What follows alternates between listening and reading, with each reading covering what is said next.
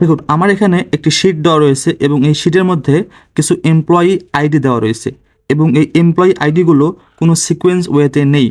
যেমন প্রত্যেকটি আইডিতে নিউমেরিক ভ্যালু দেওয়া রয়েছে এবং টেক্সট ভ্যালু দেওয়া রয়েছে, মানে এমপ্লয়ির নামগুলো দেওয়া রয়েছে। এখন এই যে টেক্সট ভ্যালুগুলো দেওয়া রয়েছে, এই টেক্সট ভ্যালুর সামনের যে ওয়ার্ডটি রয়েছে সেই ওয়ার্ডটি প্রপার ওয়েতে নেই। কোনোটাতে ছোট হাতের অক্ষর দেওয়া রয়েছে, কোনোটাতে আবার বড় হাতের অক্ষর দেওয়া রয়েছে। তো এখন আমার যে কাজ সেটা হচ্ছে এমপ্লয়ি আইডি থেকে শুধুমাত্র এমপ্লয়ি নামগুলো আলাদা করে সেগুলো প্রপার ওয়েতে লিখতে হবে। তো সেটি আপনি কিভাবে ক্লিন করবেন এবং লিখবেন চলুন সেটা আমি এখন দেখাই। তো শুরুতে আপনাকে একটা ফাংশন ইউজ করতে হবে, কারণ আমরা টেক্সট থেকে নিউমেরিক ভ্যালুগুলো আলাদা করব, বাদ দিয়ে দেবো ওগুলো। তো সেটার জন্য আমরা সাবস্টিটিউট এই ফাংশনটা কল করব। ওকে, দেন সিনট্যাক্সে কি কি চাচ্ছে সেটা আপনাকে ভালো করে দেখতে হবে। ফার্স্ট সে চাচ্ছে হচ্ছে টেক্সট, তো আমরা টেক্সট সিলেক্ট করে দিলাম, তারপর কমা। দেন সে চাচ্ছে হচ্ছে ওল্ড টেক্সট, মানে আমরা কোন টেক্সটটি পরিবর্তন করব। তো আমরা তো নিউমেরিক ভ্যালু পরিবর্তন করব, আর নিউমেরিক ভ্যালু বলতে হচ্ছে 0 to 9 পর্যন্ত। তো শুরুতে আমরা এখানে আগে 0 লিখবো, 0 লেখার পরে আমরা কমা দেবো, কমা দেওয়ার পরে সে চাচ্ছে হচ্ছে নিউ টেক্সট, মানে ওল্ড টেক্সটটা পরিবর্তন হয়ে সে এখানে কি বসাবে। আমি এখানে দেবো ডাবল কোটেশন। ডাবল কোটেশন মানে কিছুই না, এক্সেলে ডাবল কোটেশন মানে কিছুই না, এটা মনে রাখবেন। ওকে, তারপর ব্র্যাকেট ক্লোজ।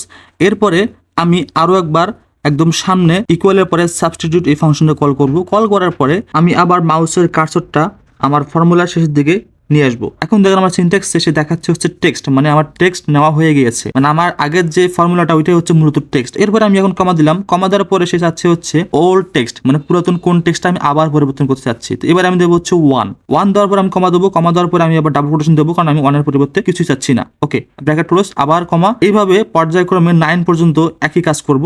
এরপর আমি এন্টার দিলাম। এখন আমি ফর্মুলাটা প্রত্যেকটা সেলে নিয়ে যাওয়ার জন্য ফ্রি হ্যান্ডেল দিয়ে নামিয়ে দিলাম। দেখেন আমার একদম নিউমেরিক ভ্যালু বাদ হয়ে শুধুমাত্র টেক্সট ভ্যালুটা বের হয়ে আসছে, কিন্তু সামনের অক্ষর ছোট বা বড় এটা প্রপার ওয়েতে নেই। তো এটাকে আমার প্রপার ওয়েতে করার জন্য আমি আরো একটা ফাংশন ইউজ করবো, সেই ফাংশনটা হচ্ছে প্রপার। এর সিনট্যাক্স এসে যাচ্ছে হচ্ছে টেক্সট, তো এটা আমরা সিলেক্ট করে দিলাম, তারপর এন্টার। দেখেন আমার এটা একদম প্রপার ওয়েতে বের হয়ে আসছে। এখন আমরা জাস্ট ফ্রি হ্যান্ডেল দিয়ে নামিয়ে দিলাম। এই জিনিসটাই আপনি এইভাবে আলাদাভাবে ফাংশন না ইউজ করে আপনি ওই আগের ফর্মুলাটাতেই আপনি এই ফাংশন ইউজ করে বের করতে পারবেন। তো সেটা কিভাবে চলুন সেটা দেখে নিই। তো আগের ফাংশনে আমি এখানে ক্লিক করলাম, দেন এখন এখানে ফাংশনের একদম শুরুতে ইকুয়ালের পরে আমরা প্রপার ফাংশনটা কল করব। কল করার পরে আমরা একদম এই ফর্মুলার শেষে কার্সরটা নিয়ে যাব। দেন এখানে আসার পরে দেখেন সিনট্যাক্স শেষে দেখাচ্ছে হচ্ছে টেক্সট। দ্যাট মিনস আমাদের টেক্সটটা সিলেক্ট করাই আছে, আমাদের এই পুরো ফর্মুলাটাই হচ্ছে টেক্সট।